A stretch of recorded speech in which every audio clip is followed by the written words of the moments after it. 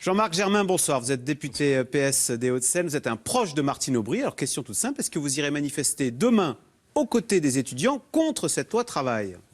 Non, parce que je suis député et donc ma façon de manifester, ça va être de travailler au Parlement et de défendre des amendements pour améliorer cette loi qui le mérite. Alors, déjà, vous ne souhaitez pas le retrait, vous souhaitez l'améliorer. C'est la première information. Oui. Deuxième question, est-ce que vous souhaitez maintenant, justement, pour avoir des forces et avoir des munitions, qu'il y ait le plus de monde dans la rue, notamment les étudiants, pour montrer qu'il faut que ça change ?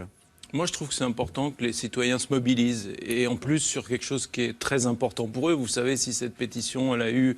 Vous l'avez signée ? Non, je ne l'ai pas signée pour la même raison que je ne bon manifeste pas, parce que ça s'adresse à nous, quelque part, les responsables politiques. On nous demande de bien faire notre travail.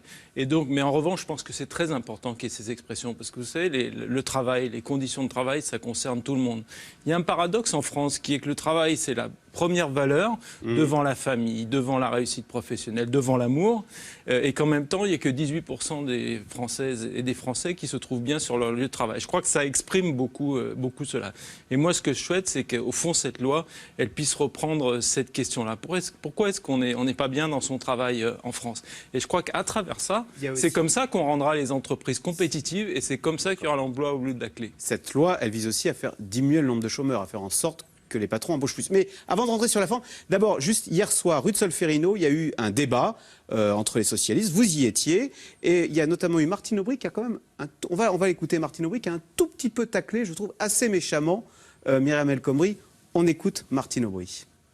J'ai essayé d'expliquer à Myriam El Khomri que la réforme du Code du travail qu'elle prévoyait n'est une réforme ni qui améliore la compétitivité des entreprises, ni qui accroît la protection des salariés. Elle est extrêmement dangereuse. Alors ça, c'était donc Martine Aubry, c'est un document européen. Et ce matin, sur RTL, on écoute la réponse de Myriam El Khomri à Martine Aubry. Je n'ai de leçons à recevoir de personne. Je viens avec mon histoire, mon parcours personnel et aussi ma vision de la société aujourd'hui en 2015 et sur lesquelles je pense qu'il faut que nous améliorons les choses. Jean-Marc Germain, c'est vrai qu'on comprend qu'elles sont un tout petit peu agacées, Myriam El Khomri, parce que sur la forme, s'entendre dire de la part de Martine Aubry, j'ai essayé d'expliquer à Madame El Khomri. C'est quand même assez condescendant. Ça veut dire, j'ai essayé de lui expliquer, elle comprend rien, quoi. Vous savez, il n'y a pas du tout de condescendance chez Martine Aubry. Simplement, les Français la connaissent. Elle a un franc-parler. Quand il y a des difficultés, elle ne les met pas sous le tapis, elle le dit vraiment. Et comme beaucoup d'entre nous, on pense que cette loi pose des problèmes et qu'au fond, elle part d'une idée fausse. Et ça a été un des grands débats que nous avons eu hier au Parti socialiste. C'est qu'est-ce que c'est la compétitivité ? Est-ce que les salariés sont plus efficaces et donc les entreprises plus efficaces quand les salariés sont précarisés et pressurisés ou quand ils sont mis en confiance parce qu'ils savent que s'il y a des difficultés, ils ne seront pas jetés à la porte sans forme de procès. Germain, tous nos voisins européens qui font parfois bien mieux que nous en matière d'emploi ont libéralisé leur marché du travail. Ils se trompent tous, il n'y aurait que les socialistes français, l'aile gauche, qui auraient raison, seuls contre tous en Europe ? Écoutez, les Italiens, ils sont socialistes, ils ont libéralisé leur marché du travail. Ils ont libéralisé, mais leur code du travail est plus rigide que le nôtre, même après cette fameuse réforme Renzi. Vous prenez les Allemands aussi, 4%, ils ont libéralisé, 4% de chômage en Allemagne. Il y a une étude de l'OCDE. L'OCDE, c'est quand même pas un organisme gauchiste. C'est vrai. Qui vient de dire qu'il n'y a aucun lien entre les normes du travail et le niveau de chômage. Et deuxième chose, il nous dit qu'en Allemagne, la rigidité est beaucoup plus grande qu'en France. C'est-à-dire qu'il faut plus de temps pour faire un licenciement collectif, et les indemnités sont supérieures. Donc on voit bien, eux, ils ont 4% de chômage, nous, on en a 10. Ce que vous dites là n'est pas le problème. Sur la législation du droit du travail en Allemagne, elle serait plus contraignante qu'en France ? Oui, quand vous regardez ce qu'il y a à la fois dans le Code du travail et ce qu'il y a dans les branches professionnelles des secteurs exposés à la concurrence internationale, notamment l'industrie, c'est plus rigide qu'en France. Oui. En tous les cas, donc, vous pensez que le gouvernement fait fausse route avec cette loi. Martine Aubry, hier, a dit que ce sont les vieilles propositions du CNPF. Et pour manifester votre mécontentement, vous avez quitté la direction exécutive du PS. C'est bien par rapport à cette loi. Question subsidiaire, Jean-Marc Germain. Est-ce que vous pensez qu'il y a un risque de scission au sein du PS entre deux gauches qui seraient irréconciliables. Je reprends à dessein l'expression de Manuel Valls. Je ne crois pas du tout, justement. Je crois qu'il y a différents courants au sein de la gauche.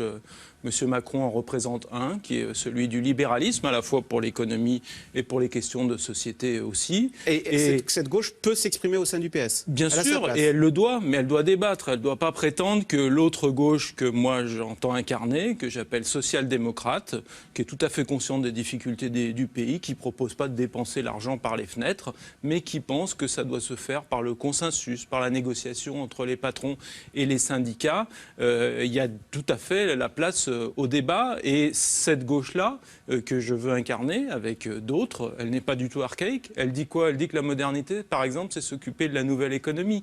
C'est pour ça quand on dit... Quand Manuel Valls vous traîne d'archaïque, ça vous blesse et vous pensez que là, il fait fausse route? Non, c'est le procès classique que font les libéraux. C'est Manuel Valls, je parle. Manuel Valls le fait aussi, à l'égard de ceux qui ne pensent pas comme eux. Mais le sujet, c'est de débattre du fond.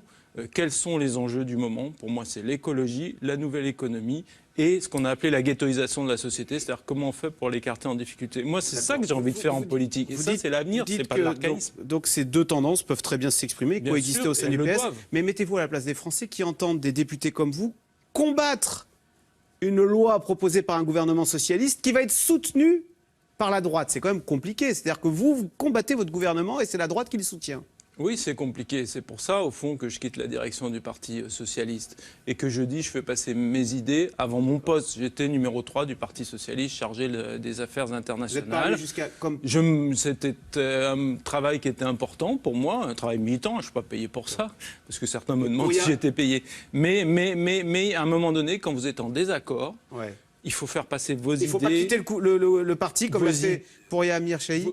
Non, je ne crois pas, parce qu'il faut se battre à l'intérieur. On est socialiste et on est là pour porter ces valeurs-là. Mais vous savez, si j'avais été au gouvernement, sur cette loi-là, je n'aurais pas accepté. Et Jean-Pierre Chevènement avait dit quand on est ministre, on ferme sa gueule, et quand on veut l'ouvrir, on sort. Bah, c'est un peu le même raisonnement sur la direction du parti. Ça n'empêche pas que ça se fait de manière... Vous pensez qu'elle ira jusqu'au bout, Myriam El Khomri, ou bien qu'elle va ouvrir ça parce que... Vous pensez vraiment qu'elle le pense, d'ailleurs, cette loi, ou qu'elle est instrumentalisée par les libéraux Valls et Macron, pour ne pas les nommer? Écoutez, ceux qui la connaissent bien, moi j'en fais pas partie, mais nous disent que c'était pas du tout ce qu'elle défendait comme vision du monde du travail, du marché du travail, il y a encore quelques mois.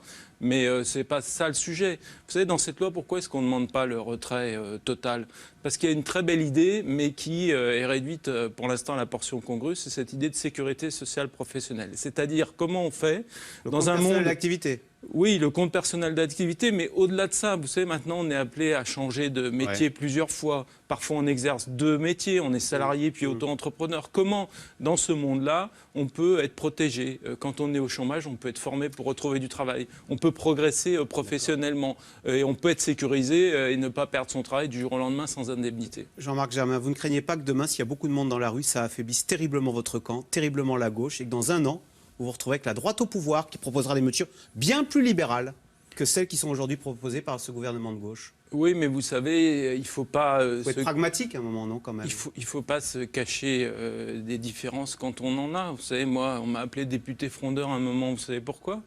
Parce que j'ai osé dire que je n'étais pas d'accord sur, c'était à l'époque la politique économique, je disais il faut aider les entreprises, mais que si elles n'ont pas de carnet de commandes, ça ne va pas fonctionner. Moi je pense que la modernité dans une démocratie, c'est qu'on peut appartenir à un parti politique, on peut soutenir un gouvernement avec des camarades qui sont au gouvernement, mais quand on n'est pas d'accord, c'est comme en amitié, eh bien on le dit, et c'est comme ça que l'amitié elle est solide. Et on propose des choses, pourquoi est-ce que Martine Aubry ne va pas à la primaire en 2017 ? Écoutez, vous le regrettez, vous, hein? Elle dit « je suis à Lille, je suis bien ». Oui, moi je pense qu'elle aurait fait une très bonne présidente de la République et j'ai même dit à François Hollande qu'elle aurait fait un très bon Premier ministre en 2012. Mais Martine Aubry, vous savez, c'est quelqu'un qui fait passer ses idées avant tout, qui n'a jamais eu de plan de carrière. Alors ça peut surprendre, beaucoup d'amis me disent mais il faut que Martine Aubry elle y aille en 2017. Mais elle ne propose pas, quoi. Mais si, elle propose, bien sûr que si. Elle n'arrête pas de proposer. Elle a lancé un club de réflexion qui s'appelle Renaissance. Alors bien sûr, d'un point de vue médiatique, quand vous émettez des critiques, c'est beaucoup plus audible que quand vous faites des propositions, mais elle n'a cessé d'en faire. Et vous savez, si le gouvernement menace d'utiliser le 49.3, c'est parce qu'à l'Assemblée, on fait beaucoup de propositions et qu'ils voudraient les écarter. Mais je crois vraiment que cette loi, si elle revient à cette belle idée de sécurité sociale professionnelle... Vous la soutiendrez. on peut la soutenir à condition de sortir cette idée fausse, par contre, qui est qu'en facilitant le licenciement, on va faciliter l'embauche. Tout ça est absurde. Voilà qui est dit. Merci beaucoup Jean-Marc Germain, donc député PS des Hauts-de-Seine. Merci. Restez avec nous tout de suite. Yves Calvi, c'est dans l'air, qui revient sur la journée internationale de la femme. Quelles sont les grandes femmes parfois méconnues qui façonnent l'histoire du monde? C'est dans l'air est intitulé ce soir. Elles font bouger le monde.